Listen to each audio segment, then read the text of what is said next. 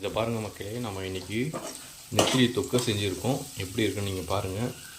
ரொம்ப அருமையாக வந்திருக்கு. இதுக்கு முன்னாடி எடுக்க முடியல, அதனால் இப்போ போடுறேன். பாருங்கள், செம்மையாக இருக்குது. இது கூட செம்மையாக சாப்பிட்டோம் அப்படின்னா நல்லாயிருக்கும்.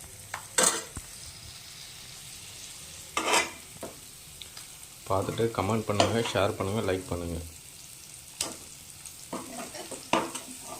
செம்மையாக செஞ்சிகிட்ருக்குறேன்.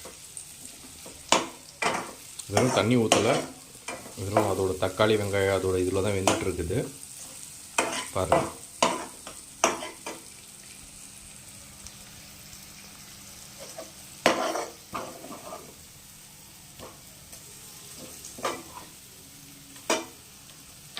ஆஃப் பண்ணிட்டேன்.